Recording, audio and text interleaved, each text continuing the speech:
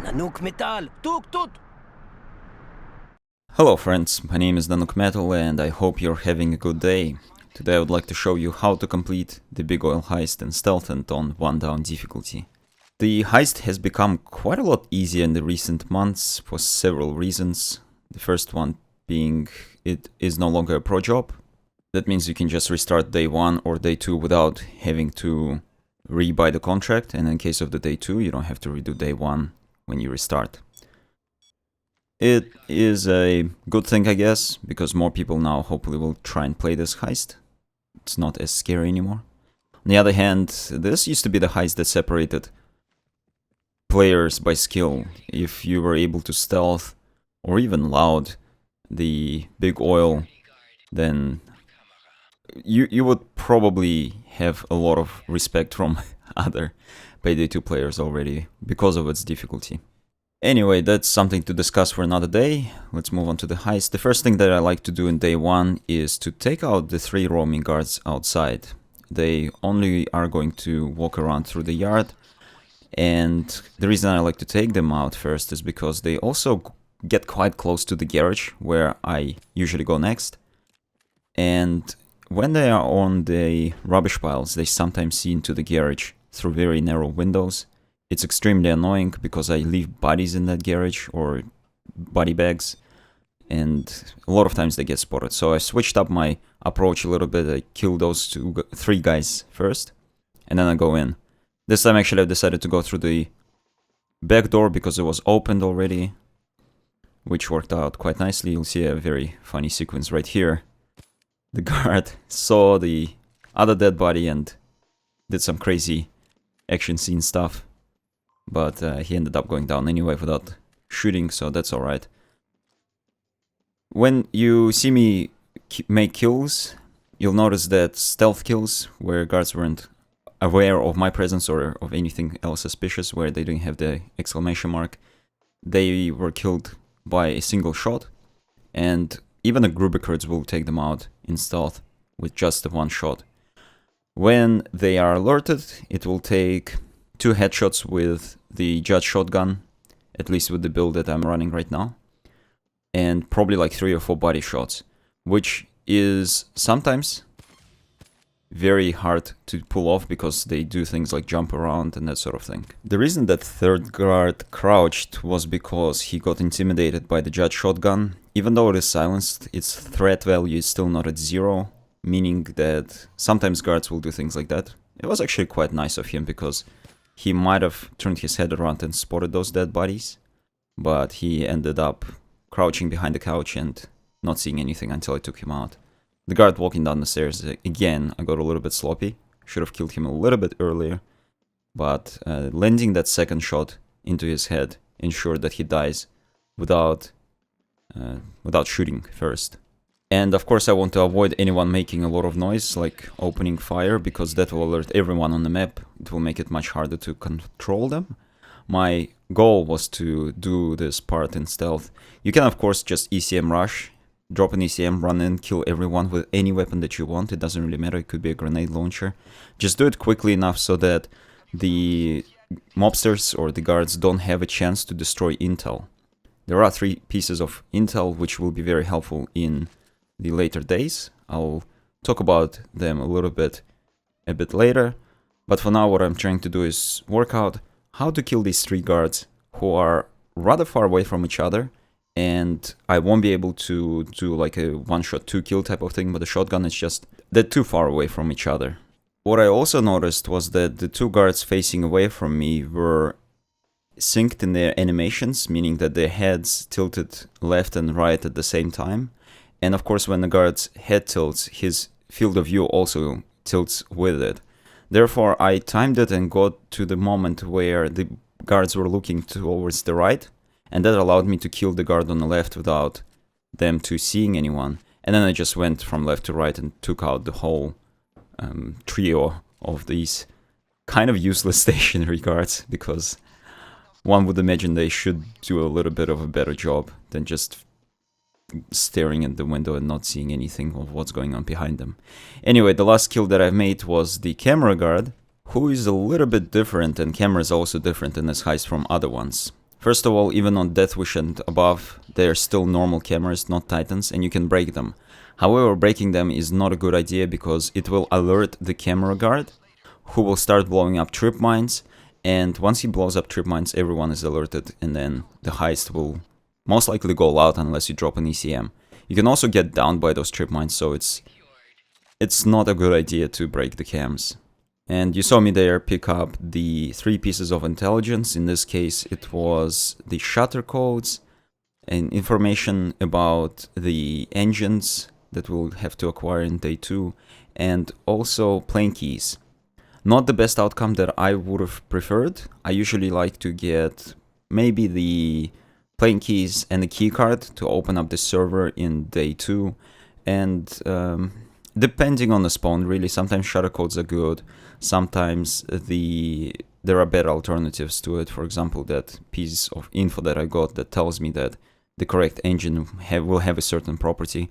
I'll talk about it a little bit later, but for now, once the guards are all dead, in day 1, there's nothing really that can go wrong unless you fall and incapacitate yourself. That would be rather unfortunate because you won't be able to get yourself up. But again, if you're not too comfortable with stealthing through this part, just ECM rush. Make sure you learn the layout of the house so you know where you're going. It's actually a copy of the Red's house or the cook-off house, apart from that extra room on the side and the garage. There's also another basement downstairs that's not connected to the main house, which has a lot of ATMs, and I brought a saw with me to go through them while I'm waiting for the drills to be done. And one of those safes contains the address that we need to find out where the lab is. Usually on Death Wish and above, 3 safes will spawn. This time, and it was actually the first time I've ever encountered it, only 2 safes have spawned, which was kind of cool. I guess it's something interesting that happened, but it doesn't change much. If you encounter 3 safes, just make sure you find them and start them because you don't know where the address is.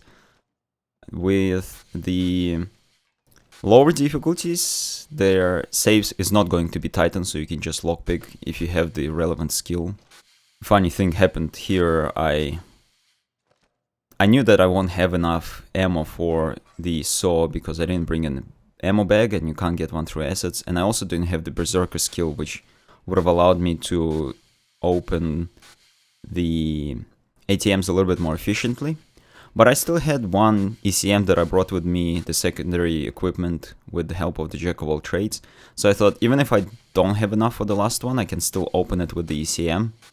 And I should have done it straight away, but the silly thing that I've done was I tried to open it halfway through, and that actually removes the ability to open the ATM with the ECM anymore. You have to go all the way with the saw with it.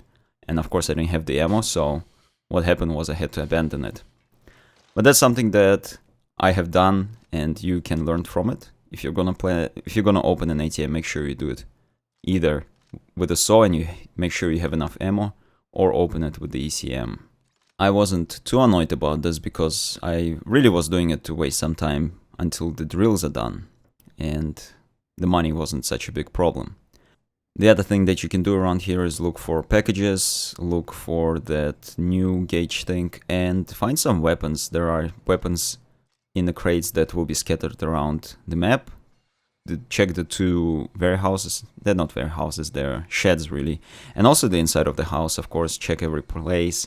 There are many spawn points for useful loot. Sometimes the safe also spawns a money bag, which you can get.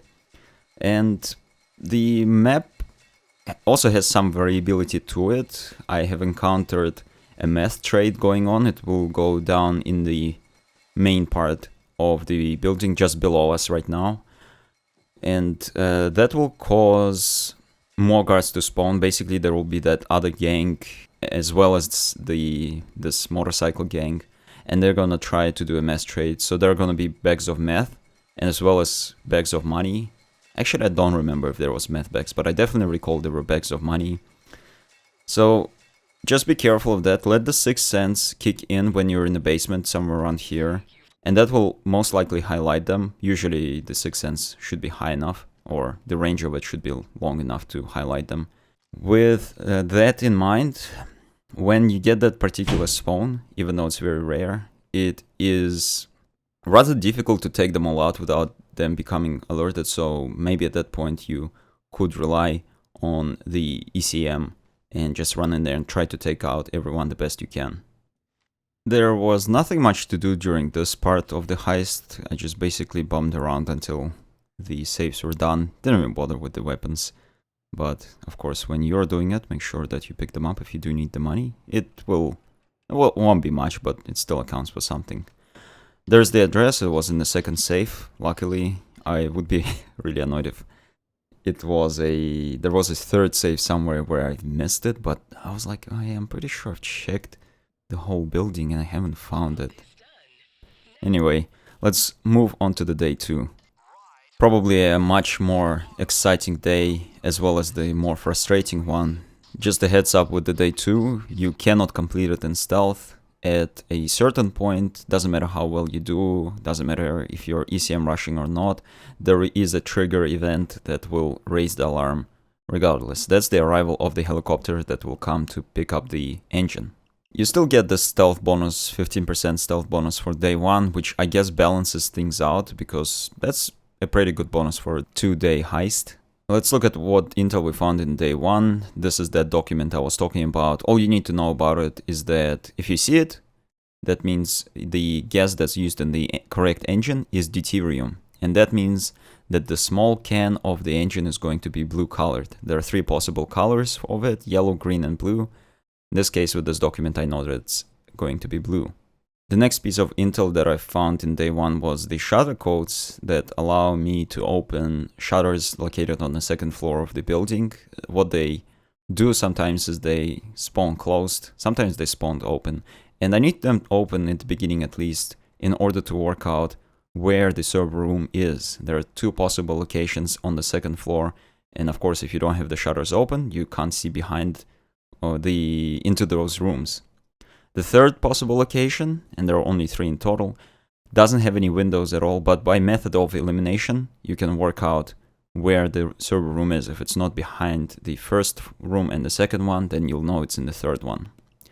The last asset, or the last piece of intel that we found, was the airplane keys, and I also got some body bags, some weapon bags. They're not really useful, but I just bought them, and the most important asset to buy would be the body bags. Unless you bring body bags with you, you will need a total of 5 potentially, 4 for the guards and 1 for a civilian who may spawn in a place where you might have to kill and bag him, but usually he spawns in the basement, as a rule of thumb, I guess. Then if you spawn there, you don't really need a body bag.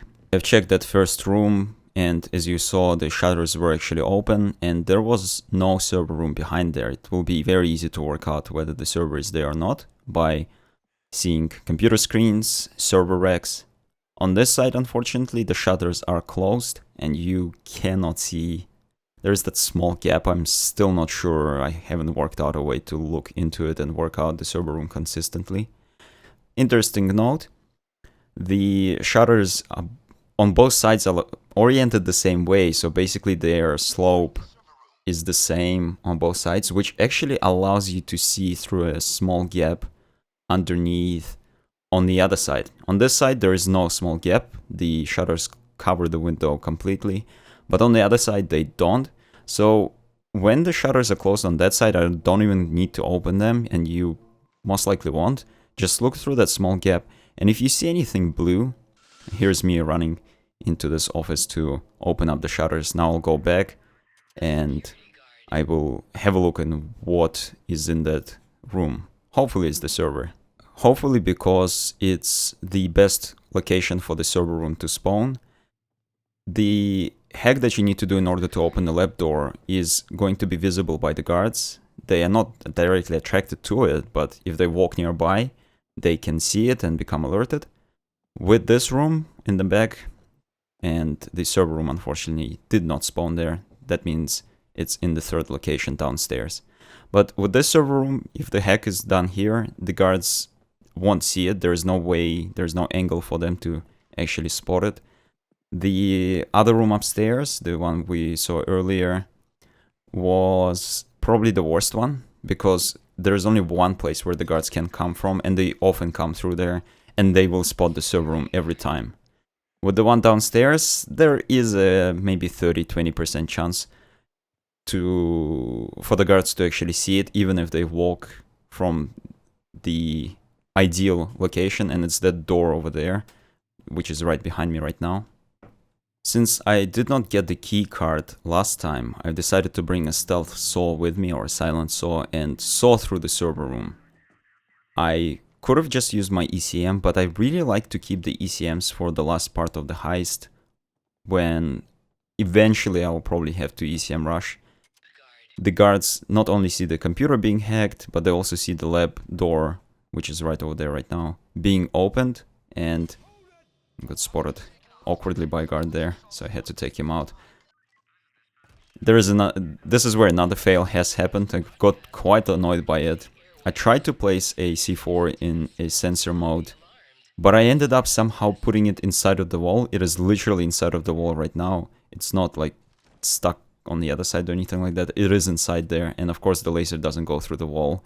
And even if it did, it's just such an awkward way it's pointing that there is no way the guard will ever walk through that laser and get triggered.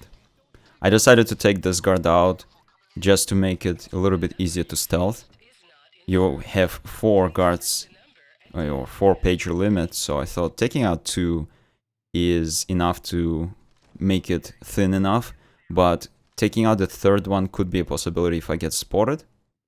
So I leave it as a backup, but I didn't want to take out the 4th guard because that brings another guard in who walks in weird places, so that would suddenly make the game less safe. So my 4th one was an absolute emergency, my 3rd one was a sort of emergency, and the first 2 I thought, oh yeah, I'll probably end up doing it. This also freed up space in my inventory to pick up 2 extra body bags, and that should set me for the rest of the heist. If I encounter a civilian, I can take him out and bag him, and then the 2 other bags I can leave for the guards.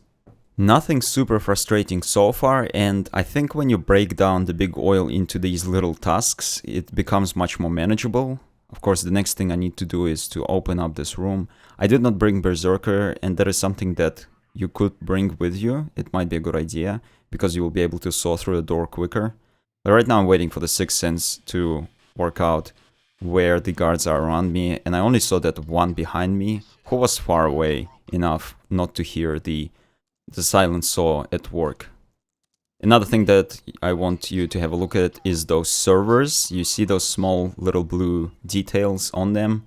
Not sure what they are, buttons or something. But this is what you are going to be looking for when you're looking through that first room upstairs on the corner where we looked in the beginning of the heist. If you see those blue little things, then you know that the server is there. That of course applies in the case of when the shutters are closed. If the shutters are open, of course, it will be much easier to see what is inside of that room. I now have to wait for the hack to be done before I can open the lab door, but also I'm decided to place some sensors around. With the jack of all trades, I was able to bring 2 ECMs and 7 trip mines. That was an alright number considering it's half of what I could have brought with me, but that's why I got really annoyed by the fact that I wasted one basically because it got stuck through the wall. Hopefully that gets fixed. Another thing that I need to do right now is find the remaining intelligence. I already found out that the correct gas used in the engine is going to be deuterium. So the next thing to find out is how many gas cables, or I'm not sure, hoses are connected to the big cylinder that is part of the engine. And every engine down in the basement will have that big blue container. So the small container could be of a different color. We already worked out it's coincidentally also going to be blue. But the big container, big gas can, will have either 1, 2, or 3 hoses connected to it. And that is another way to differentiate the correct engine. Right now I don't know how many hoses are connected to it, and I don't think there is intel that will help you out with that from day one. What I need to find is a notepad that could be somewhere around the house. That's why you will have to most likely...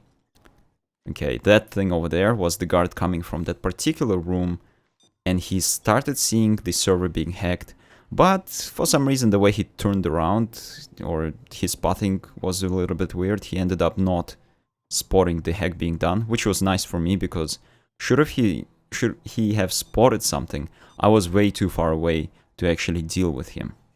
Anyway, in terms of the engines, I'll need to find a notepad, and that will tell me how many hoses are connected to the engine. Right now I haven't found it, which that was a bit awkward. I should have been more careful. I should have placed another trip mine somewhere on the left, so that if someone comes from there, they will get tagged as well. But anyway, that was my emergency third pager, so I'm still good. I still have one more pager left, which I maybe don't want to use, but if I end up using it, that's fine. In terms of hiding bodies, you can hide a body in a server room in this one, or you can hide them in the movie theater like I did. Make sure you put them behind the couches, and they won't be spotted there. If you are in a different part of the building, then just take them far away enough from the house, maybe take them to the airstrip or something like that. That will probably be the best situation. I'm kind of panicking right now because the hack is already done, and I don't know still how many hoses are connected to the big blue can. Here's another moment of what almost turned to be a failure. At some point I have accidentally switched this trip mine to the mine mode rather than sensor mode. And I've noticed it like seconds before a guard walked through it. If I wasn't there, the guard would have walked through it and blown himself up, and of course I would have failed the heist because I still didn't have enough time to get down there. I think there was an extreme strike of luck, and at that point I thought, okay, if everything goes so well, like I've opened the server door with the saw, and then I almost blow up a guard, but I just managed to switch it back to the sensor mode. I thought, okay, I'll have to do it, I'll have to beat this. As I said earlier, I haven't found that notepad that tells me how many hoses are connected to the big blue can, but it should be somewhere here. In fact, I found the first notepad that says deuterium, but we already know that, so that was a useless piece of information this time. I need to find a computer that will tell me the correct pressure, and it either is going to be more than 5000 psi or less. You'll see that more or less sign on the screen. And another thing is to find the notepad, there it is, with the information about how many hoses are connected to the big can. I know that this is the engine right here because it has the small blue can connected to it with deuterium. The reading is more than 404 bars, which if you take the PSI and convert it to bars, then that's what it's going to be. And it had 3 hoses connected to the big blue can. The engines spawn in the same place every time, so when you play this heist a little bit more, you will remember that a certain engine, like engine with 3 hoses and a deuterium can, spawns in the room on the left in that particular position. Then you only need to work out the reading. So if the reading is more than 404, it's going to be engine 12, the one I'm carrying right now. And if it's less than 404 bars, then it's going to be engine 9, I believe. If you're in a situation where you have opened the lab room door but you still are trying to work out what the correct engine is, what you should do is pick up a random engine and then run and activate the flare. That will prompt the helicopter to arrive, but it will also give you a little bit more time to work out the correct engine and then try and escape. The easiest way to work out the correct engine, once you know all the information of course, is to use this nice little website called Big Oil Calculator. There's also an app available on App Store and the Android market. So what you do there is type in all the correct information and it will tell you it's this engine over here, or it's that one over there, or it's that one over there. So not only it will tell you the number, it will actually show you its relative position on the schematic, also marking where the stairs are, where the entrance into the basement is, so you know exactly which engine you need to get. It is very useful when you're first starting to complete the big oil. I have dropped off the engine into the helicopter, and now we just basically have to wait for the engine to be dropped off, and then Bane will confirm that it is indeed the correct engine. Normally, I'll have to then wait for the helicopter to arrive back and pick me up. This time, however, because I got the plane keys in day 1, I don't have to wait for the helicopter to arrive. I just have to make it to the helicopter. It's going to be a little bit tough on 1 down difficulty because the enemies will spawn very quickly. There will be a lot of them. There will be the dozers, of course, and snipers. And with my current build, it's a stealth-oriented build. I can go down very, very quickly. This is why I brought the Rook perk deck with me rather than the Burglar, which I normally bring for stealth. The Rook will give you 40% of dodge. Combine it with the suit dodge, it's another 5 points. Plus you can also get another 10 points from the Sneaky Bastard. I usually do have it, but because this time I brought the saw with me, it increased my detection risk a little bit, so I was not able to reach that maximum dodge. I also have brought the bots with me because they will absorb a lot of the damage that I otherwise would have absorbed. Which is a nice trick, but if you really want a hardcore experience, don't bring the bots with you. Once I heard that Bane said the engine was dropped off, I knew that within 20 to 25 seconds he will confirm that this is the right engine and I'll need to escape, so I decided to run early. And that route is probably one of the better ones. The reason I hid so far away where I dropped the engine off and didn't make a move yet was because I wanted to concentrate all the law enforcers in that part of the map so that when I run away, not that many will be on the opposite side. I think I got fairly lucky this time. Usually it doesn't go this smooth, but with the dodge and a little bit of luck, you should be able to complete this heist just fine. Should you not have the plane keys, you most likely will just have to sit there and the helicopter will either arrive to the poolside and then you can just easily escape, or it could arrive on the airstrip and then you'll have to run there the same way as I ran to the plane, except you don't go right to the plane, you go left to the helicopter. Anyway, I think I've mentioned everything that I could have in regards to this heist. If you still have any questions, do let me know down in the comment section below. And of course, as always, I will include all the relevant links down in the description. With that in mind, if you have enjoyed this video, make sure to share it with your friends, because good people need to watch good videos. I thank you for watching, I'll see you later, bye bye.